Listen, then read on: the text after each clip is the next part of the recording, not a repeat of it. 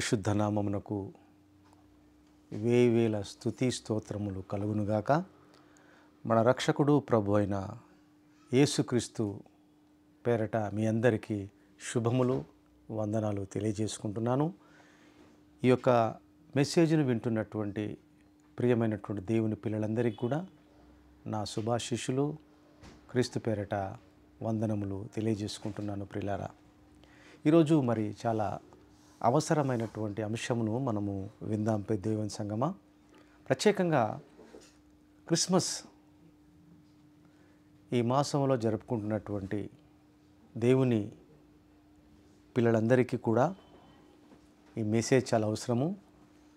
అదే రీతిగా యేసుక్రీస్తు యొక్క జన్మము, పుట్టుక ఒక అద్భుతము, మానవ మేధస్సు కందని అద్భుత సంఘటన అని మనకు తెలుసు. ఎందుకనగా కన్యక గర్భము ధరించుట నిజమెంత, ఇది వాస్తవమా, ఇది జరిగేదా, అవుతుందా అనే ప్రశ్న అందరికీ రావటం సహజం. ఎందుకంటే అలాంటిది జరగలేదు ఎప్పుడు కూడా. ఒక కన్య వివాహం లేకుండా కానీ పురుషుని యొక్క సహకారం లేనిది కాదు గర్భము ధరించుట అనేది అసాధ్యమని చెప్పొచ్చు. అందువల్ల మానవుల మేధస్సుకు వచ్చే ప్రశ్న ఏమిటంటే, కన్య మరియమ్మ తల్లి ప్రభువును గర్భము ధరించిందా అద్భుతంగా అనేది చాలామందికి వస్తున్న ప్రశ్న. ఈ నేపథ్యంలో చాలామంది పాస్టర్సు, దైవజనులు కష్టపడి ఎన్నో విధాలుగా ప్రభు కన్యక గర్భమున ధరించి ఉన్నాడు, ఆయనను మరియమ్మ తల్లి కన్నది అని మరి చాలా విధాలుగా ప్రసంగాలు చేసినటువంటి విషయాలు మనకు తెలుసు. అది ప్రూవ్ చేయడానికి కొందరు దైవజనులు శాస్త్రపరంగా, అంటే సైన్స్ ప్రకారంగా కొన్ని జరిగాయి సంఘటనలు అని చెప్పటం కూడా మనం విన్నాం. అంటే సైంటిఫికల్గా రీజను చూపిస్తూ ఈ విధంగా కూడా మరి కన్యక గర్భము ధరించడం సాధ్యమే అని కూడా మరి కొందరు దైవజనులు చెప్పినట్టుగా మనము వినొచ్చు ప్రియులారా. కనుక ఈరోజు మనం వినబోతున్నటువంటి యొక్క అంశం ఏదైతే ఉందో, ఈ అంశంలో మనం ఎలాంటి సైంటిఫిక్ రీజన్స్ కానీ సైన్స్ జోలికి వెళ్ళటం కానీ మనం వెళ్ళకుండా కేవలము వాక్యంతోనే సమాధానమును వెతుక్కోవాలి మనం. ఎందుకంటే కన్య మరియ ఆనాడు లూకా సువార్తలో ఉన్నట్టుగా మరియ తల్లి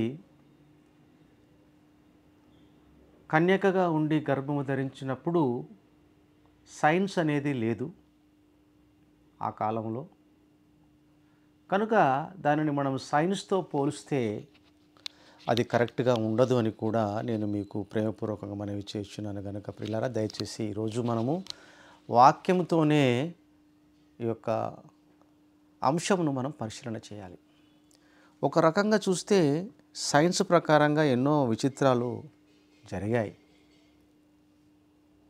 అవన్నీ కూడా మనం చూసాము. ఈ రీసెంట్గా కూడా ఈ మధ్యకాలంలో అమెరికా దేశంలో మయామిలోని టర్నల్ గిల్ ఫోర్డ్ నైట్ జైల్లో ఓ షాకింగ్ సంఘటన చోటు చేసుకుంది. దాని గురించి నేను వివరించను, దాన్ని సమర్థించను. తెలుసుకోవడానికి మీకు కొద్దిగా చెప్తాను. దాని గురించి కొంచెం అభ్యంతరంగా ఉంటుంది కాబట్టి మీరు కొంచెం దాని గురించి తెలుసుకోవాలని మీకు ప్రేమపూర్వక మనవి చేస్తున్నాను. అక్కడ జైల్లో ఉన్నటువంటి ఇద్దరు ఖైదీలు, ఒక ఆడ ఖైదీ, ఒక మగ ఖైదీ. 29 ఏళ్ళ డైసీ లింక్ అనే మహిళా ఖైదీ 2022లో ఆ జైల్లో ఉందండి. ఇది రీసెంట్గా జరిగింది, కొన్ని రోజుల క్రితం జరిగింది. ఇది నిజంగా జరిగినట్టుగా ఆ, వార్తల్లో వచ్చింది, అన్ని మీడియాలో వచ్చిందండి, ఛానల్స్లో కానీ అండ్ సోషల్ మీడియాలో రావడం జరిగింది. మీరు కూడా విని ఉండొచ్చు, చూసి ఉండొచ్చు, చదివి ఉండొచ్చు. ఆ జైల్లో పక్కపక్క గదిలో ఉన్నారు ఖైదీలు, ఒక స్త్రీ, ఒక పురుషుడు. ఆ పురుషుడి పేరు జాన్ డెబాస్, అతనికి 24 ఇయర్స్. మరి వాళ్ళ మధ్యలో ఎలాంటి శారీరకమైనటువంటి కలయిక లేకుండా ఆమె గర్భవతి అయ్యి ఒక కుమారుని కన్నట్టుగా ఒక సెన్సేషనల్ న్యూస్ అనేది బయటకు వచ్చింది. దానిని చూసి చాలామంది ఆశ్చర్యపోయారు, విస్తుపోయారు. ఈమె ఎలా గర్భవతి అయింది, ఇది చాలా సాధ్యం కాదు, అసాధ్యమైనదని, ఏదో చాలా అరుదుగా జరుగుతుంది ఇలాంటిదని చాలా వైరల్ అయింది ఆ న్యూస్. ఇది మీరు క్లియర్గా తెలుసుకుంటే బాగుంటుంది, ఎందుకంటే కొంచెం అభ్యంతరంగా ఉంటుంది చెప్తే వినేవాళ్లకు. కాబట్టి మీరే ఈ పేర్లు చెప్పాను కదా, ఆ అమెరికా దేశంలో ఎక్కడ జరిగిందో మీరు దాన్ని చూసి సెర్చ్ చేస్తే మీకు వాళ్ళ ఫొటోస్తో సహా మీకు మ్యాటరు తెలుస్తుంది పిల్లలు. అంటే నేను ఎందుకు చెప్తున్నానంటే దాన్ని ఏం సమర్థించడం లేదు, దాన్ని సపోర్ట్ తీసుకొని నేనేం వాక్యం చెప్పట్లేదు, ఇలాంటివి కూడా జరుగుతున్నాయి లోకంలో అని చెప్తున్నాను, విచిత్రాలు. ప్రియదేవుని సంగమా, యేసు ప్రభువారు మరియ తల్లి కన్యగా ఉన్నప్పుడు జన్మించినట్టుగా మనకు బైబిల్లో చాలా స్పష్టంగా వ్రాయబడి ఉంది. ప్రపంచంలో చాలామంది ఏం ఆలోచిస్తున్నారంటే కన్య గర్భము ధరించుట సాధ్యమా,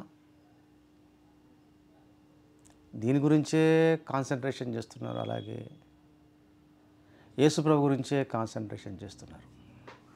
కానీ ఇంకొక విషయాన్ని కూడా ఆలోచించాలి, మరి దాన్ని ఆలోచించట్లేదు చాలామంది. అది ఒకసారి మీరు బైబిల్లో చూస్తే బాగుంటుంది పిల్లరా. లూకాసు వార్త 1వ అధ్యాయము, లూకాసు వార్త 1వ అధ్యాయము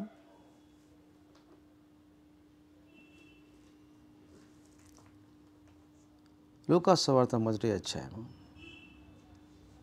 ఇందులో గాబ్రియేలు దూత దేవుని సముఖమునందు నుండి వచ్చి కన్య మరియమ్మకు ప్రత్యక్షమై మాట్లాడుతున్న సందర్భంలో, దయాప్రాప్తురాలా నీకు శుభము, దేవుడు నిన్ను దర్శించాడు, నువ్వు ఒక కుమారుని కంటావనగానే ఆమె చాలా షాక్ అయిపోయిందండి. ఆయన చాలా గొప్పవాడు అవుతాడు, నువ్వు ఆయనకి యేసు అని పేరు పెడతావు అని చెప్పినప్పుడు ఆమె షాక్ అయిపోయి ఏమన్నదంటే, 34వ వచనం చదువుతానండి. అందుకు మరియా, నేను పురుషుని ఎరగని దానని. సాధ్యం కాదు కదండి, పురుషుడు లేకుండా ఒక కన్య గర్భము ధరించుట, సంతానము కలుగుట అనేది అది అసంభవం. ఈరోజు సైన్స్ తోటి ఎన్నో రకాలుగా మరి సంతాన సాఫల్య కేంద్రాలు ఎన్నో కనబడుతున్నాయి మనకు. దాంట్లో సైన్స్తో కూడినటువంటి ప్రక్రియతో సంతానాన్ని కలిగిస్తున్నారు, అది మనకు తెలుసు. కానీ ఆ టైంలో ఇవన్నీ లేవు. మరియమ్మ డౌట్ వచ్చింది, మనకు వచ్చినట్టుగానే, మనుషులకు వచ్చినట్టుగానే ఆమెకు వచ్చింది. ఆమె మనిషి కదండి. ఆమె ఏమిటంటుందంటే, నేను పురుషుని ఎరగని దానని, ఇది ఎలాగూ జరుగునని ఈ దూతతో అనగా. ఇది అసంభవం. జాగ్రత్తగా వినాలి మీరు. దూత అంటున్నాడు, పరిశుద్ధాత్మ నీ మీదికి వచ్చును, సర్వోన్నతుని శక్తి నిన్ను కమ్ముకొనును. ఒక అద్భుతం జరుగుతుంది. పరిశుద్ధాత్ముడు పైకి వస్తాడు, అలా నీ మీదికి వచ్చేస్తాడు, సర్వోన్నతుని శక్తి నీ చుట్టూత కమ్ముకుంటుంది.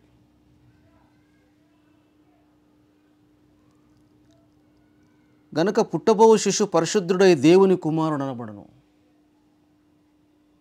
అని ఎలా నువ్వు గర్భము ధరిస్తావో, ఏ అద్భుతం జరుగుతుందో చెప్పినప్పుడు ఇది దేవుని యొక్క కార్యముతో జరుగుతుంది. పరిశుద్ధాత్ముని యొక్క, దేవుని యొక్క శక్తితో నువ్వు గర్భవతి అవుతావు ఒక అద్భుతం ద్వారా అన్నప్పుడు ఆమె ఆశ్చర్యపోతున్నప్పుడు ఒక అద్భుతమైన విషయాన్ని మరియమ్మకు చెప్పింది. అది మనం చూడాలి ఇప్పుడు ప్రియులారా. మరియు నీ బంధువురాలు ఎలిజబెతు కూడా తన వృద్ధాప్యమందు ఒక కుమారుని గర్భము ధరించి ఉన్నది. గొడ్రాలనబడిన ఈమెకు ఇది 6వ మాసము. కన్య మరియ గర్భము ధరిస్తుందా అన్న ప్రశ్నకు మరొక ప్రశ్న మనకు ఉద్భవించవచ్చు. ఏంటంటే, వృద్ధురాలు గర్భము ధరిస్తుందా? దీని గురించి ఎవరైనా ఆలోచిస్తున్నారా? ఎప్పుడు చూసినా కన్య మరియ గర్భము ధరిస్తుందా అంటే గొడ్రాలు వృద్ధురాలు, అందులో ఎలిజబెత్, ఆమె గర్భము ధరించుట సాధ్యమా? దేవుడు చెప్పిన ఏ మాట అయినను నిరర్ధకము కానేరదని ఆమెతో చెప్పెను. నీకు అనుమానం వస్తుందా అమ్మా మరియమ్మ? నీ బంధువురాలు వృద్ధురాలుకి కూడా అద్భుత రీతిగా దేవుని దర్శనముతో, దేవుని యొక్క ప్రవచనముతో, దేవుని యొక్క కృపతో ఆమె గర్భము ధరించినది. ఆమెకు 6వ మాసం అన్నప్పుడు ఆమె చాలా ఆశ్చర్యపోయింది. అంటే ధైర్యం చెప్పింది. దేవుని యొక్క మాట ఆమెకు ధైర్యం చెప్పింది. దేవదూత గాబ్రియల్తో చెప్పినప్పుడు మరి ఆమె ధైర్యపడి ఏమంటుందంటే, అందుకు మరియా, ఇదిగో ప్రభువు దాసురాలని నీ మాట చొప్పున నాకు జరుగునుగాక అనెను. ఇది సాధ్యమా? ఇక్కడ కన్య గర్భము ధరించుట కనబడుతున్నట్టుగా ఉంది, ఇటు ఒక వృద్ధురాలు కూడా గర్భము ధరించినట్టుగా ఉంది. అంటే రెండు కూడా అసాధ్యాలే. ఎలా సాధ్యమైంది? ఇవి మనం ఆలోచించాలండి. ఇది ఎలా సాధ్యము? ప్రియులారా, దేవుని యొక్క పిల్లలారా, మీరు ఒకటి గమనించాలి. ఏమిటంటే, మనకు ప్రశ్నలు వస్తున్నాయి. ఏమిటంటే, వృద్ధురాలు ఎలా గర్భము ధరించింది? కన్య మరియ ఎలా గర్భము ధరించింది అనే దానికి ప్రధానమైనటువంటి జవాబు ఏమిటంటే, ప్రియులారా, ఆన్సర్ ఏమిటంటే, మీరు ఈ యొక్క ప్రసంగాన్ని కూడా ఎట్టి పరిస్థితుల్లో కూడా మధ్యలో మీరు వదిలేయకుండా పూర్తిగా వినాలి. స్కిప్ చేయొద్దు మీరు ఎక్కడ కూడా. మీరు జాగ్రత్తగా మెసేజ్ అంతా వింటే కానీ మీకు అర్థం కాదు. దీంట్లో ప్రాముఖ్యమైన విషయం ఏమిటంటే, కన్య మరియ గర్భము ధరించుట, వృద్ధులు ఆనాడు సంతానము కలిగి ఉండుట ఏమిటంటే, ఇది ప్రవచనమని మీరు తెలుసుకోవాలి. మరియ తల్లి గర్భము ధరించింది కన్యగా ఉన్నప్పుడు అంటే అది ప్రవచనము. ఎలిజబెత్ గర్భము ధరించుట ప్రవచనము. వీళ్ళందరికంటే ముందు మనం పోతే ప్రారంభములో మరొక వృద్ధురాలు ఉన్నారు. వాళ్ళు ఎవరు? అబ్రాహాము సారమ్మ. అది కూడా అద్భుతమే కదండి. అది జరిగే విషయం కాదు కదా. మరి దాన్ని నమ్మొచ్చు అంటారా? ఇప్పుడు కన్య మరియమ్మ గర్భము ధరించుట నమ్మడం లేదనుకుందాం ఫర్ ఎగ్జాంపుల్. ఇవి అబ్రహాము శారమ్మది ఎలా నమ్ముతామండి? వాళ్ళు వృద్ధులు, వాళ్ళ స్టేట్మెంటే చూడాలి మీరు. మనదాకొద్దు, మన అనుమానాలు పక్కన పెడదాం. అసలు వాళ్ళ గురించి ఆలోచిద్దాం ఒకసారి. చూద్దాం పిల్లలు, ఆదికాండం 17వ అధ్యాయము. బైబిల్లో చూడాలి. ఏదైనా కూడా బైబిల్ చాలా క్లియర్గా ఉంటుందండి. బైబిల్ ఏమీ ఒకరికే సపోర్ట్ చేసినట్టుగా ఉండదు. ఉన్నట్టుగా రాయబడుతుంది బైబిల్. 17వ అధ్యాయము 15వ వచనం నుండి 17వ వచనాల వరకు. మరి దేవుడు, నీ భార్య అయిన సారాయి అనవద్దు, ఏలైనా ఆమె పేరు సారా. నేను ఆమెను ఆశీర్వదించి ఆమె వలన నీకు కుమారుణ్ణి కలుగజేసేదను. నేను ఆమెను ఆశీర్వదించెదను. ఆమె జనములకు తల్లి అయి ఉండును. జనముల రాజులు ఆమె వలన కలుగుదురని అబ్రహాముతో చెప్పెను. అప్పుడు అబ్రహాము సాగిలపడి నవ్వి. కామెడీగా అనిపించింది కదండి ఆ మాట. చాలా హాస్యాస్పదంగా అనిపించింది అబ్రహాము గారికి. అందుకే నవ్వాడు, సాగిలపడి నవ్వి అంటున్నాడు, 100 ఏళ్ల వానికి సంతానము కలుగునా, 90 ఏళ్ల శారా కనునా అని మనసులో అనుకున్నాను. శారమ్మకి ఎంతుంది వయసు అప్పుడు? 90 ఏళ్ళు.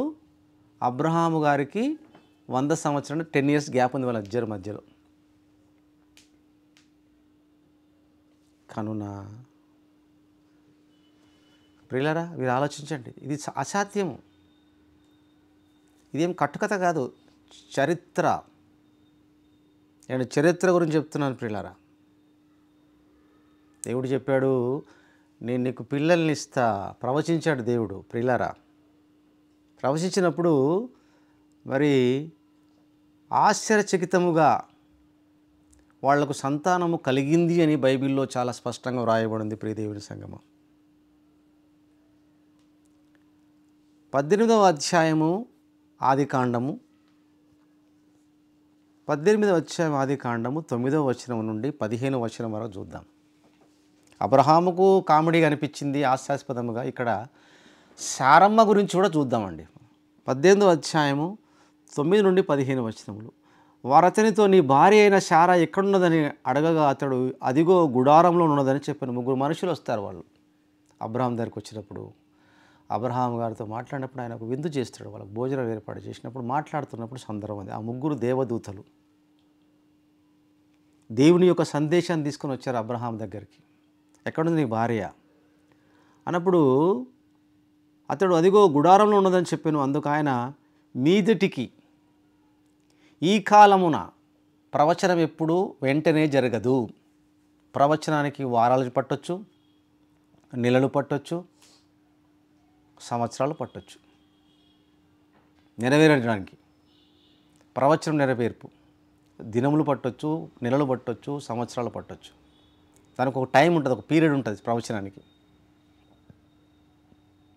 ప్రవచనాన్ని ఎవరు ఆపలేరు నెరవేర్పు చేయడానికి.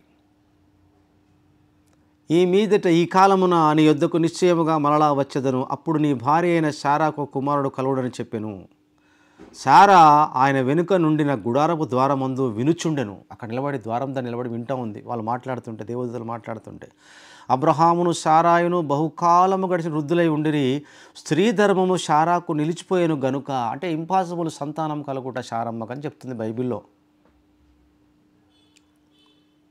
శారా, నేను బలము ఊడిన దాననై తర్వాత నాకు సుఖము కలుగునా, నా యజమానుడుకును వృద్ధుడై ఉన్నాడు కదా అని తనలో నవ్వుకొనెను.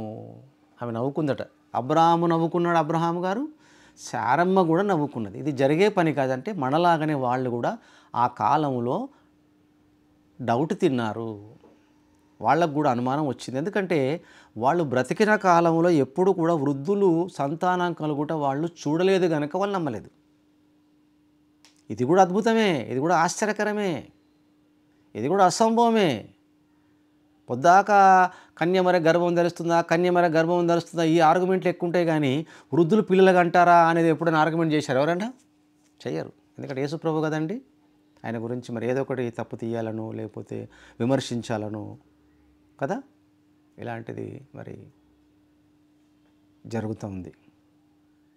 వృద్ధులు కూడా సంతానం కలిగారా?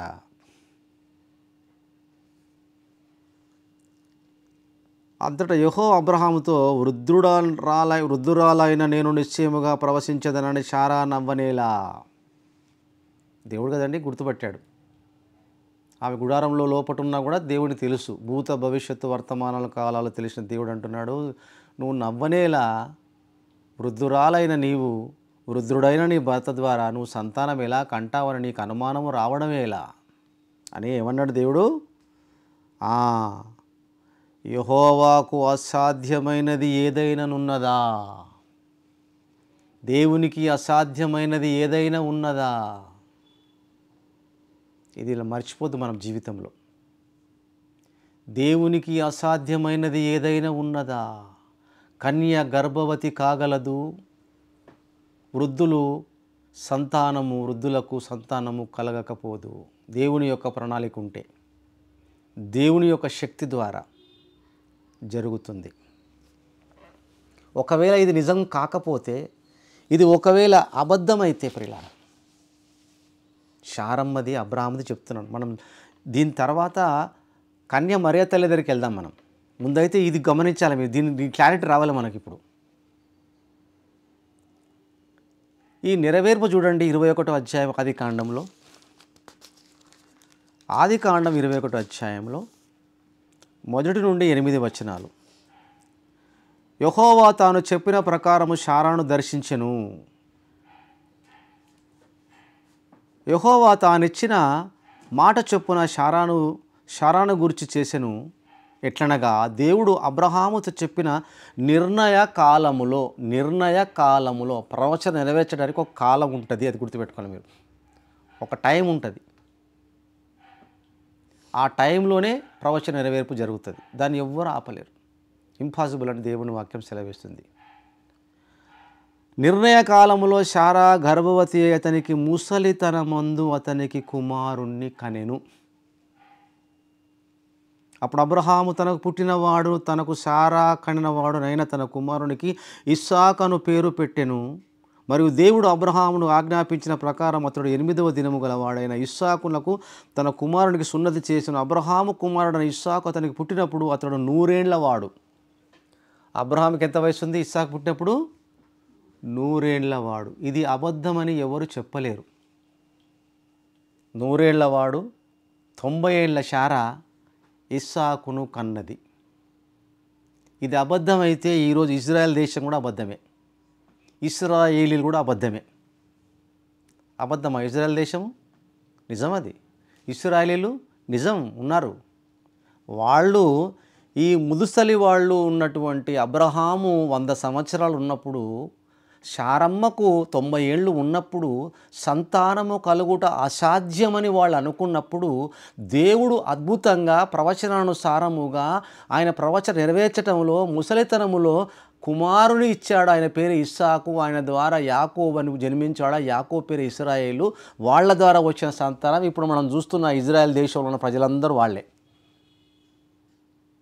ఇది నిజం కాదని ఒప్పుకొని ఉన్నారా? ఇప్పుడు వాళ్ళని పోయి అడిగినా వాళ్ళు ఇదే స్టోరీ చెప్తారు మీకు. ఈ యథార్థ కాదని చెప్తారు వాళ్ళు.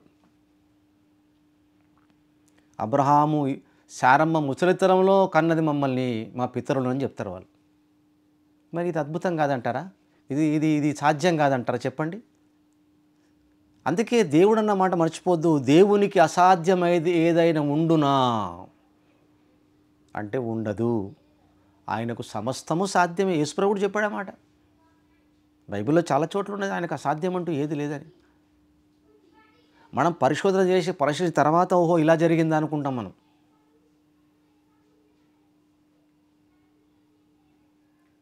మనుషులు కూడా సాధ్యపడి వృద్ధాప్యంలో ఉన్నటువంటి వాళ్ళకు కూడా సంతానం కలగజేయడానికి సైన్స్ను ఆధారం చేసుకుని జరిగినటువంటివి కూడా దాఖలాలు ఉన్నాయి ప్రపంచవ్యాప్తంగా ప్రియులారా. మరి మనుషులకు సాధ్యమైనప్పుడు దేవునికి ఎందుకు సాధ్యం కాదు? మీరు ఒకసారి ఆలోచించండి ప్రియ దేవుని పిల్లలారా. అందుకే దేవుడు అంటాడు ప్రవచనం నెరవేర్పు విషయంలో అది దేవుని ప్రణాళిక ఉంటుంది, దేవుని చేతుల్లో ఉంటుంది. మనుషుడు చేయలేడు, ప్రవచనం నెరవేర్చలేడు. అద్భుతాలు చేయగలడేమో మనిషి, ఆవిష్కరించగలడేమో, దీన్ని కనిపెట్టగలడేమో సైంటిస్టులు కష్టపడి. కానీ ఒక ప్రవచనం చెప్పి ఇన్ని సంవత్సరాలకు ఇన్ని తర్వాత ఇది జరుగుతుంది అని చెప్పి జరిగించే వాళ్ళు ఈ లోకంలో ఎవరు ఉండరండి. అలా ఉంటే, ప్రపంచంలో అలా ఉంటే, ప్రవచనం చెప్పేవాళ్ళు ఉంటే, కోవిడ్ గురించి చెప్పేవాళ్ళు, కోవిడ్ వస్తుంది, ఇన్ని కోట్ల మంది చనిపోతారు, ఇలాంటి వ్యాక్సిన్ కనిపెట్టుకుని ముందే జాగ్రత్త పడండి అని, పలానా దేశం నుంచి వస్తుందని ప్రవచించేవారు. ఎవరైనా ప్రవచించారా? ఎవరు ప్రవచించలేదు. జరిగిన తర్వాత చెప్తారు, చేశాము, ప్రవచించాము, మేము అలా అందని చెప్పుకుంటారేమో. కానీ ముందే చెప్పాలి. అది ప్రపంచాన్ని గడగడ వణికించింది కరోనా వైరస్. మరి దాని గురించి ఎవరు ప్రవచించలేదే. మనిషి చేయలేడు వాటిని. వచ్చిన తర్వాత దాని గురించి రెమెడీ ఆలోచించుకుంటాడు, దాని గురించి వ్యాక్సిన్స్ కనిపెట్టుకుంటాడు, జాగ్రత్తలు తీసుకుంటాడు. కానీ రాకముందు చెప్పాలి. అది ఒక్క దేవుడే చెప్తాడు, అది దేవుడే నెరవేర్చాడు. ప్రవచనాన్ని నెరవేర్పు. కన్య మరియమ్మ గర్భము ధరించింది ప్రవచనానుసారముగా. శారమ్మ అబ్రహాముకు సంతానం కలిగింది ప్రవచనానుసారముగా. ఎలిజబెతు జకరియా సంతానం కలిగింది ముసలితనమందు, అది ప్రవచనానుసారముగా. ప్రవచనము నెరవేర్చేది దేవుని చేతిలో ఉంటుంది. అది మీరు గుర్తుపెట్టుకోవాలి. కన్య మరియమ్మ గురించి చెప్తాం ఇప్పుడు. యెషయా గ్రంథం 7వ అధ్యాయం. క్రీస్తుకు పూర్వం 740 సంవత్సరాల క్రితం, అంటే ప్రభువారు పుట్టకముందు 740 సంవత్సరాల క్రితము మరి యొక్క ప్రవచనం ఉంది చూడండి. 7వ అధ్యాయము 14వ వచనం.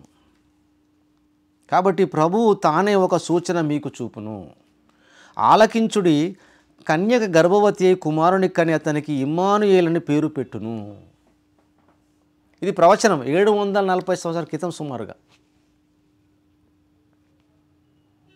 అంటే వందల సంవత్సరాలు జరిగింది ప్రవచనం నెరవేర్చడానికి. ప్రియులారా, ఇశ్రాయేలీలు ఐగుప్తు దేశంలో 430 సంవత్సరాలు ఉన్న తర్వాత ప్రవచనం నెరవేర్చాడు. మోషేను పుట్టించి వాళ్ళను కనాను దేశం ఇచ్చాడు. వాళ్ళకు పాలు తీరని ప్రవేశ దేశం ఇస్తానని అబ్రహాముతో వాగ్దానం చేసిన వాగ్దానము నెరవేర్చడానికి సుమారుగా 430 సంవత్సరాలు జరిగింది. అంటే ప్రవచనానికి ఒక టైం ఉంటుంది, ఒక పీరియడ్ పెడతాడు దేవుడు, దాన్ని తప్పక నెరవేరుస్తాడు దేవుడు. ఫరో ఎంత ట్రై చేశాడు వాళ్ళని వెళ్ళనీయకుండా, ఎంత మ్యాక్సిమం ట్రై చేశాడు, కాలేదు. ఎందుకు? దేవుని టైం ఉంటుంది. ప్రవచనాన్ని నెరవేర్చేది దేవుడు కాబట్టి మనుషుడు దానిని నెరవేర్చలేడు, ఆపలేడని మీరు గుర్తుపెట్టుకోవాలి. నువ్వు ఆశ్చర్యపోతూనే ఉంటావు, ఎలా అవుతుంది, అలా అవుతుందా, సంభవమా, అబ్రహాం నవ్వినట్టుగా, శారమ్మ నవ్వినట్టుగా, ఎలిజబెతు జకరియా ఆశ్చర్యపోయినట్టుగా, కన్య మరియమ్మ ఆశ్చర్యపోయినట్టుగా మనం ఆశ్చర్యపోతుంటాము. కానీ నెరవేర్చేది మాత్రం దేవుడే. కాబట్టి కన్య మరియమ్మ తల్లి గర్భమున ప్రభువు పుట్టడం అనేది ఇది ప్రవచనము అని మీరు గుర్తుపెట్టుకోవాలి. సైంటిఫిక్ రీజన్స్ మీరు ఆలోచించకండి. ఇప్పుడు మీకు చూపిస్తాను, జాగ్రత్తగా వినాలి మీరు. లూకా సువార్త 3వ అధ్యాయం 8వ వచనము. లూకా సువార్త 3వ అధ్యాయము 8వ వచనము. ఈ జకరియా ఎలిజబెతుకు పుట్టిన కుమారుడు బాప్తిసమిచ్చి యోహాను, జాన్ ద బ్యాప్టిస్ట్. ఆయన మాట్లాడుతున్న మాటలు పెద్దవాడైన తర్వాత ఏమంటున్నాడు చూడండి. మారు మనస్సుకు తగిన ఫలములు ఫలించుడి, అబ్రహాము మాకు తండ్రిని మీలో మీరు అనుకుని మొదలుపెట్టుకునవద్దు. దేవుడు ఈ రాళ్ల వలన అబ్రహామునకు పిల్లలను పుట్టింపగలడని మీతో చెప్పుచున్నాను. ఆయన ప్రవక్త, బాప్తిసమిచ్చి యోహాను ప్రవక్త అంటున్నాడు, మీరు ఏదో చాలా గొప్పగా ఫీల్ అవుతున్నారు, అబ్రహాముకు మేము పిల్లలమని. దేవునికి అసాధ్యమంటూ ఏది లేదు. దేవుడు గనుక అనుకుంటే ఈ రాళ్ల వలన అబ్రహామునకు పిల్లలను కలిగించగలడు అన్నాడు. అంటే కన్య మరియమ్మ గర్భము ధరించుంటే మనం ఆశ్చర్యపోతే, ముసలి వాళ్ళే మన వృద్ధులే సంతానము కలిగితే రాళ్లతో పిల్లలు కలిగించగలడు దేవుడు అని చెబితే ఎంతవరకు నమ్మగలం చెప్పండి? ఇది సాధ్యమంటారా? సాధ్యమని చెప్పాడు కదా బాప్తిస్ట్ ప్రవక్త చెప్పినట్టు మనం ఎలా నమ్మకుండా ఉండలేమండి. పిల్లలు కలిగించుట రాళ్ళ వలన కూడా దేవునికి సాధ్యమే అని చెప్పినప్పుడు మనం ఏం మాట్లాడతాం చెప్పండి? ఆయన ప్రణాళిక ఉండి, ఆయన ప్రవచనం ఉంటే నెరవేర్చడంలో దేవుడు ఖచ్చితంగా నెరవేరుస్తాడు. ప్రియులారా, ప్రభు అన్నాడు ఒక మాట చూద్దాం. అది కూడా మనము 19వ లూకా సువార్త 19వ అధ్యాయంలో యేసు ప్రభు వారు గాడిద పిల్ల మీద వస్తుంటాడు. అక్కడ ప్రవచనం, అది కూడా ప్రవచనమే. గాడిద పిల్ల మీద వస్తున్నప్పుడు ఆయన శిష్యులు గట్టిగా అరుస్తూ ఉంటారు, ప్రభు పేరిట వచ్చేవాడు ఆశీర్వదించబడునుగాక అని గట్టిగా అరుస్తున్నప్పుడు శాస్త్రులు పరిశీలు వచ్చి, ఏంది వీళ్ళు గోల చేస్తున్నారు ఎక్కువగా, వీళ్ళ నోరు మూయమని చెప్పన్నప్పుడు అలా అరవాలని, అలా ప్రభువును ఘనపరచాలని, మహిమపరచాలని వ్రాయబడి ఉంది పాత నిబంధనలో. అది ప్రవచనము. అది నెరవేర్చే టైంలో దేవుడు ఎవరు ఆపలేరు. ఒకవేళ మీరు ఆపితే ఏమవుతుందో చెప్పాడు యేసు ప్రభువు. చూడండి, లూకా సువార్త 1వ అధ్యాయం 30-31 వచనములో, క్షమించండి, లూకా సువార్త 19:39. ఆ సమూహంలో ఉన్న కొందరు పరిసయ్యులు, బోధకుడా నీ శిష్యులను గద్దింపుమని ఆయనతో చెప్పగా, ప్రభు అంటున్నాడు చూడండి 40వ వచనంలో, ఆయన వారిని చూచి వీరు ఊరకుండిన ఎడల, అంటే శిష్యులు ఊరకుండిన ఎడల ఈ రాళ్ళు కేకలు వేయనని మీతో చెప్పుచున్నాను. నేను రాళ్ళు కేకలు వేస్తాయా చెప్పండి? ఆశ్చర్యమే కదండి, అది అద్భుతమే కదండి. నిజమంటారా చెప్పండి? రాళ్ళు కేకలు వేస్తాయి మీరు ఊరకుండమంటే వాళ్ళను, అరిచేవాళ్ళని. ఎందుకంటే అరవాలని ఉంది ప్రవచనంలో, నెరవేర్పు జరుగుతుంది. ఒకవేళ మీరు నెరవేర్చకుండా మీరు ఆపడానికి ప్రయత్నం చేసినా ప్రవచనం ఆగదు, రాళ్ళు కేకలేస్తాయి. దేవుడు అనుకుంటే అబ్రహాముకు రాళ్లతో సంతానం కలిగించగలడు అన్నాడు. మరి సైన్స్ ఎప్పటికు తెలుసుకుంటుందో రాళ్లతో సంతానం కలిగించవచ్చని? ఎంత టైం పడుతుందో దేవుడు రాయించాడు బైబిల్లో ప్రియులారా. కన్యక గర్భము ధరించుట ఎలాగో మనం ఒకసారి చూద్దామండి. లూకాసు వార్తకి వెళ్ళిపోదాం, మొదటి వచనంలోకి వెళ్ళిపోదాం, అధ్యాయానికి వెళ్ళిపోదాం ప్రియులారా. లూకాసు వార్త మొదటి అధ్యాయం 30-31 వచనములు.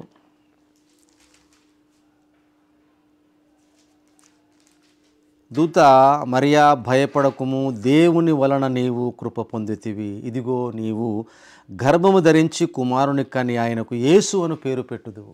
మరియమ్మకు చెప్తుంది, గాబ్రియేలుతో చెప్పాడు ఏమిటంటే, అమ్మా నువ్వు భయపడకు, నువ్వు కుమారుని కని యేసుక్రీస్తు, యేసు ప్రభువుకు యేసు అని పేరు పెడతావు. ఆయన సామాన్యుడు కాదు. నువ్వు ఎలా గర్భము ధరిస్తావు అని ఆశ్చర్యపోయింది. నేను ఎలా గర్భం ధరిస్తానయ్యా, నేను కన్యను కదా, నాకు వివాహం కాలేదు కదా అన్నప్పుడు గాబ్రియేలు దూత చెప్పిన మాట మనం వినాలి ప్రియులారా. ఒకసారి చూద్దాం. 34వ వచనము, 35వ వచనము. అందుకు మరియ, నేను పురుషుని ఎరగని దానని ఏది ఇలాగు జరుగున నీ దూతతో అనగా, దూత పరిశుద్ధాత్మ నీ మీదికి వచ్చును. మొట్టమొదట జరిగేది ఏమిటంటే పరిశుద్ధాత్ముడు ఆమె మీదకి వచ్చేస్తాడు. ఇలాగా ఏంటి పరిశుద్ధాత్ముడు రావటం అంటే ఏంటి? రెండవది, సర్వోన్నతుని శక్తి నిన్ను కమ్ముకొనును. ఇవి రెండు జరుగుతాయి. యేసు ప్రభువారు మరియ తల్లి గర్భాన జన్మించేటప్పుడు జరుగుతున్న ఆశ్చర్యకరమైన విషయం ఏమిటంటే పరిశుద్ధాత్ముడు ఆమె మీదికి వస్తాడు, సర్వోన్నతుని శక్తి కమ్ముకుంటుందంటే మీకు అర్థమైందా ఏంటండి? అది చాలామందికి అర్థం కాలేదు. మనిషి స్పృహలో ఉంటే తెలుస్తుంది ఏమి జరుగుతుందో. స్పృహలో ఉండకుండా జరిగేది ఏదైతే ఉందో ఆపరేషన్, ఆదాముకు గాఢ నిద్ర కలుగజేసి ఆదాము నుండి ప్రక్కటెముకండ తీశాడు దేవుడు. గాఢ నిద్ర కలుగజేసి అన్నాడు. ఆదాము గాఢ నిద్ర కలుగజేసినప్పుడు తెలియకూడదు ఏం జరుగుతుందో, మర్మం. సైన్స్ ప్రకారంగా ఆలోచిస్తే ఒక ఎముకతో మనిషిని సృష్టించవచ్చా, ఒక ఎముకతోటి స్త్రీని కలిగించవచ్చా అంటే అది కూడా పెద్ద ఆశ్చర్యమే, అది కూడా చాలా గొప్ప అద్భుతమే ప్రియులారా. నీల మట్టితో మనిషిని సృజించవచ్చా, అది కూడా అద్భుతమే. ఆదామును సృష్టించాడు దేవుడు. మన శరీరాలన్నీ మట్టియే కాబట్టి మಣ್ಣి అయిపోతుంది అన్నాడు. మరి నిజమే కదా అది. మరి ఈరోజు ఎవరైనా మట్టి తీసుకొని మనిషిని పుట్టించగలరా? ఈరోజు ఎముకను తీసుకొని ఎవరైనా స్త్రీని కలగజేయగలరా? ప్రపంచంలో ఎవరైనా? ఎవరు చేయట్లేదు. మరి దేవునికి సాధ్యమైంది కదండి. అదే చెప్తున్నాను మీకు నేను. దేవునికి అసాధ్యమైనది ఏదైనా కలదా అంటే లేదు, ఏది లేదు. మట్టితో మనిషిని చేయగలడు. ఆ మనిషి లోపల ఉన్న ఎముకతో ఒక స్త్రీని తయారు చేయగలడు. చేశాడు కాబట్టి ఇంతమంది ఉన్నాం మనం. వాస్తవం. మన్నైనది కనుక తిరిగి మన్నైపోవును కనుక ఈరోజు చనిపోయిన వాళ్ళందరినీ భూమిలో పాతేస్తున్నారు. ప్రియదేవుని సంగమా, కనుక ఎప్పుడైతే పరిశుద్ధాత్ముడు వస్తాడో మరియమ్మకు స్పృహ ఉండదు, ఏమి జరుగుతుందో ఆమెకు తెలియవద్దు. సర్వోన్నతుని శక్తి, దేవుని శక్తి ఆమె మీద కమ్ముకున్నప్పుడు ఆమెకు ఏమి జరుగుతుందో ఏమైందో మీకు చెప్తాను. మీకు ఇప్పుడు యేసుక్రీస్తు ప్రభువారు మరియమ్మకు పుట్టలేదు, అది మీరు ఫస్ట్ గుర్తుపెట్టుకోవాలి.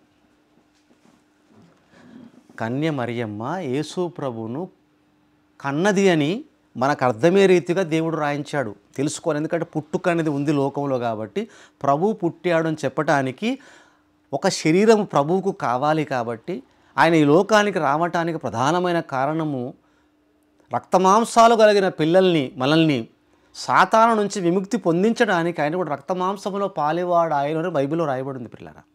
కనుక ఆయనకు రక్తమాంసాలు కావాలి. చాలామంది ఏమనుకుంటారంటే యేసుప్రభు వారు ఈ యొక్క ఈ సంవత్సరంలో పుట్టాడు, క్రీస్తు శకంలో పుట్టాడు అనుకుంటారు. లేదు, ఆయన ఆల్రెడీ పరలోకంలో ఉన్నాడు. ఆదియందు వాక్యం ఉండెను, వాక్యము దేవుని యొద్ద ఉండెను, వాక్యము దేవుడై ఉండెను. ఆదియందు దేవుని యొద్ద ఆయన ఉన్నాడు పిల్లరా. ఆ వాక్యము శరీరధారి అయి కృపాసత్య సంపూర్ణుడుగా మన మధ్య నివసించనని బైబిల్లో స్పష్టంగా యేసుప్రభు గురించి రాయబడింది. అంటే ఆదియందు ఉన్నవాడికి, ఆత్మస్వరూపైన యేసుప్రభు వారికి ఒక శరీరం అవసరమై కావాలి మన నిమిత్తము. ఇది బైబిల్ చెప్తున్న సత్యం. ఆ శరీరము కావాలి అంటే, పరిశుద్ధుడిగా రావాలి అంటే కన్య మరియమ్మను దేవుడు సెలెక్ట్ చేసుకున్నాడు. పరిశుద్ధమైనటువంటి కన్య, పవిత్రమైన కన్య ఆమె, ఏ పాపము చేయని కన్య, భక్తురాలైన కన్య ఆమెను దేవుడు సెలెక్ట్ చేసుకొని, ఆమెకు తెలియకుండా యేసు ప్రభువారు మరి అద్భుత రీతిగా ఆమె గర్భములోకి ప్రవేశించారు. ఎలాగంటే యేసు ప్రభువారు ఆ శరీరముతో శిలువ మరణం చెంది పునరుత్థానుడైన తర్వాత, ఆయన లేచిన తర్వాత ఒక ఇంట్లో అందరూ కూడా అపోస్తులు కూడి ఉండగా యేసు ప్రభువారు ఆ ఇంట్లోకి అలాగే లోపలికి వచ్చేస్తాడు. తలుపులు బిగించుంటాయి, డోర్స్ అన్ని క్లోజ్ అయి ఉంటాయి, ఓపెన్ చేసి ఉండవు. కానీ ప్రభు గోడల్లో నుంచే లోపలికి వచ్చేస్తాడు. ఆశ్చర్యపోయి భయపడి భూతం అనుకుంటారు ఆయన చూసి. ఎందుకంటే అలా ఎవరు రారు కదండి. డోర్ కొడితే మనం డోర్ ఓపెన్ చేస్తే మనిషి లోపలికి వస్తాడు. కానీ యేసు ప్రభు అలా రాడు. డోర్స్ అన్ని క్లోజ్ ఉంటాయి, లోపలికి ఎంటర్ అయిపోతాడు ఆయన. శరీరధారిగా ఉన్నప్పుడే తలుపులు ఏవి కూడా అసాధ్యం, వచ్చేసాడు, ఆపలేదు. అలాగే ఆత్మ అయినటువంటి యేసు ప్రభువారు కన్య మరియ తల్లి గర్భములో ప్రవేశించడానికి ఆమెకు తెలియకుండా ఒక కమ్ముకోవడంలో ఆమె ఆత్మవశురాలైపోయింది. ఆమెకు స్పృహలో లేకుండా ఆ అద్భుతమైనటువంటి సమయాన్ని మరి దేవుడు కలిగించి ఆత్మస్వరూపి అయిన యేసు ప్రభువారు తల్లి మరియ తల్లి గర్భంలో ప్రవేశించి ఆమె గర్భము ధరించుటకు అద్భుత కార్యం చేశాడు దేవుడు పిల్లరా. అందుకే అక్కడ చెప్పాడు ఏంటంటే పరిశుద్ధాత్ముడు నీ మీద. అందుకే పరిశుద్ధాత్ముడు వచ్చినప్పుడు ఏం తెలియకుండా ప్రవచిస్తూ ఉంటారు ప్రవక్తలు. చూడండి మీరు బైబిల్లో. అలాగే అపోస్తులు కూడా ప్రవచించేటప్పుడు చాలామంది వీళ్ళు ఏం మాట్లాడుతున్నారు, వీళ్ళు మద్యం తాగినరా ఏంటి, వీళ్ళు ఎలాగ మాట్లాడుతున్నాడు, వీళ్ళు స్పృహలో ఉన్నారా అని ఆశ్చర్యపోయారు వాళ్ళంతా. అలాగ పరిశుద్ధాత్ముడు వచ్చినప్పుడు అర్థం కాకుండా ఏమి జరుగుతుందో సీక్రెట్గా పెట్టాడు మరియ తల్లికి. అందుకే సర్వోన్నతుని శక్తి కమ్ముకుంది ఆమె చుట్టూత. పరిశుద్ధాత్ముడు వచ్చాడు ఆమె దగ్గరికి ప్రియులారా. అలా యేసు ప్రభువారు మరియ గర్భమున, తల్లి గర్భమున ప్రవేశించి ఒక శరీర ఆకారాన్ని ధరించుకున్నాడు. అందుకే అంటాడు హెబ్రీ పత్రికలో 10వ అధ్యాయంలో చూద్దాం ప్రియులారా. హెబ్రీ పత్రిక 10వ అధ్యాయంలో ఒక మంచి మాట ఉంది. 5వ వచనంలో, కాబట్టి ఆయన ఈ లోకమందు ప్రవేశించినప్పుడు ఇలాగ చెప్పుచున్నాడు, బలియు అర్పణ నీవు కోరలేదు కానీ నాకొక శరీరమును అమర్చితివి. తల్లి తండ్రితో ఒక శరీరాన్ని పొందుకుంటాం, కానీ యేసుప్రభువు అలా కాదు. దేవుని ద్వారా ఒక శరీరాన్ని అమర్చుకున్నాడు అద్భుత రీతిగా. మరియమ్మ గర్భాన ఒక శరీరము అవసరమైంది కాబట్టి, రక్త మాంసాలు కావాలి కాబట్టి మరియమ్మ రక్త మాంసాలను కలిగిన వాడిగా వచ్చాడు. ప్రియ దేవుని సంగమా, ఇది ప్రవచనం గనక ప్రవచనం నెరవేర్చడంలో దేవుని యొక్క శక్తి, పరిశుద్ధాత్మని శక్తి పనిచేస్తుంది. అక్కడ మనిషి పనిచేయడు. ఎందుకంటే దేవునికి అసాధ్యమైన ఏదైనా ఉన్నదా? లేదు. కాబట్టి మరియమ్మ గర్భము ధరించుట ప్రవచనమును నెరవేర్చుట. కాబట్టి ఈ విషయంలో దేవునికే సాధ్యము, దేవుని సంబంధమైనది ప్రవచనం నెరవేర్చుట. అది మనిషికి సంబంధమైనది కాదు. అందుకే మనం మనిషికి సంబంధమైనదిగా మరియమ్మ తల్లి గర్భము కన్యక ఉన్నప్పుడు గర్భము ధరించుట అనేది మనం విమర్శించడానికి మనకు అధికారం లేదు, విమర్శించే ఆలోచన మనకు రాదు. ఎందుకంటే అది ప్రవచనము నెరవేర్పు, అది దానికి మనకు సంబంధం ఉండదు. అది మనం ఆలోచించిన అంతు చిక్కదు అది. అందుకే వృద్ధులైనటువంటి వాళ్ళని చూపించాను నేను. ఈరోజు ఇజ్రాయెల్ దేశంలో అందరూ వృద్ధులకు జన్మించిన వాళ్ళే. మరి అది ఎంత ఆశ్చర్యం. దాని గురించి మీరు ఎప్పుడైనా ఆలోచించి మీరు ఏమైనా ప్రశ్నించారంటే ప్రశ్నించలేదు. ఎప్పుడు కూడా యేసుప్రభు గురించి ఆలోచిస్తుంటారు. ప్రవచనములను నెరవేర్చుట దేవుని చేతిలో ఉంది కాబట్టి దాన్ని ఎవ్వరు ఆపలేరు. అద్భుతాన్ని ఎవరు తెరిచి చూసినా ఆశ్చర్యపోతారే తప్ప దాన్ని ఆపటానికి ఎవరికి శక్తి లేదు. అందుకే యేసుప్రభువు వారు చెప్పాడు, నా రాకడ ముందు ప్రపంచవ్యాప్తంగా ఏమి జరుగుతాయో కూడా చెప్పాడు. అవన్నీ జరుగుతున్నాయి, దాన్ని ఎవరు ఆపటం లేదు. ఎంత ప్రయత్నించినా ఆపలేరు. ప్రవచనం అది. వైరస్లు వస్తాయన్నాడు యేసుప్రభువు వారు. నా రాకడకు ముందు చాలా వరకు వైరస్లు వస్తాయన్నాడు. వస్తున్నాయి, దాన్ని ఎవ్వరు ఆపట్లేదు. వచ్చిన తర్వాత మందులు వేసుకుంటున్నాం, జాగ్రత్త పడుతున్నాం. అందుకే చెప్పాను నేను, ప్రవచనాన్ని ఎవరు ఆపలేరు. దాని గురించి విమర్శించే అధికారం మనకు లేదు. ప్రవచనం నెరవేర్చేవాడు దేవుని చేతిలో ఉంది. అందుకే అంటాడు ఆయన, ఆ ప్రవచనాలు మీకు ఆశ్చర్యకరంగా ఉంటాయి, మీకు అద్భుతకరంగా ఉంటాయి, ఆలోచించిన అందనంతగా ఉంటాయి. మీరు ఏమనుకోవాలంటే దేవునికి అసాధ్యమైనది ఏదైనా కలదా? లేదు. ఇర్మియా గ్రంథం 32వ అధ్యాయము, ఇర్మియా గ్రంథం 32వ అధ్యాయము 27వ వచనం చూడండి పిల్లరా. 32, 27వ వచనం.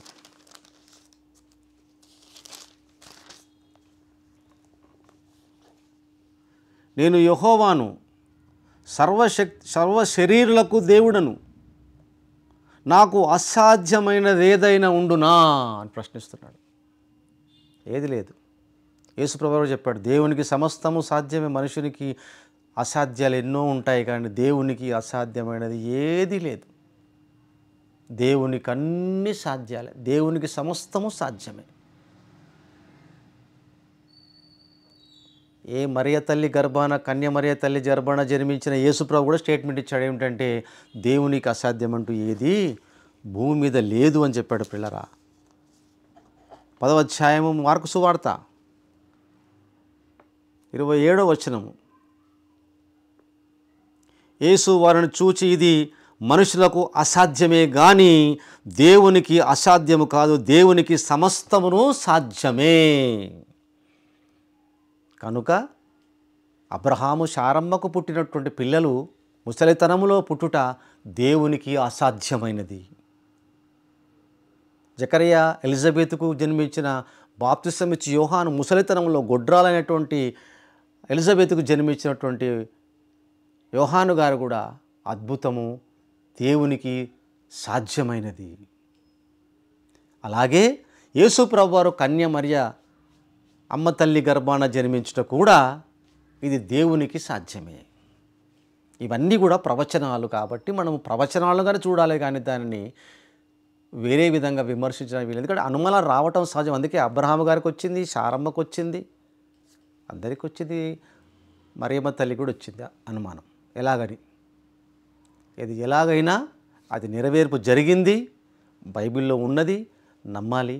నమ్మి మనము ఆత్మీయ జీవితంలో ఎదుగుదాం. తలలో వంచండి, ప్రార్థన చేస్తాను. దయగల తండ్రి, కృపగల దేవ, మహిమగల ఆయన, మీకు వందనములు, స్తోత్రములు అయ్యా. ఇదిగో యేసుక్రీస్తు ప్రభువారి యొక్క జన్మము ఎంతవరకు నిజమని తెలుసుకునగా దేవుని యొక్క శక్తి గొప్పదని తెలుసుకున్నాం. మానవులకు అసాధ్యములు కానీ దేవునికి సమస్తము సాధ్యమని మీ వాక్యం సెలవిస్తున్న రీతిగా మేము తండ్రి మీ వాక్యాన్ని నమ్ముకోవాలి, మిమ్మల్ని నమ్ముకోవాలి, మీ కార్యాలు అద్భుతాలు సాధ్యాలుగా మేము నమ్ముకోవాలి తండ్రి. ఆ రీతిగా మమ్మల్ని బలపరచండి. ఈ వాక్యమును విన్న బిడ్డల్ని కూడా మీరు దీవించి ఆదరించి ఆశీర్వదించండి. మీ వాక్యముల వారిని ఎదిగింపచేయమని ఈ ప్రార్థన మీ ప్రియ కుమారుడైన యేసుక్రీస్తు వారి పేరిట ప్రార్థించి మిక్కిలి వినయముతో వేడుకొనుచున్నాము తండ్రి. ఆమేన్.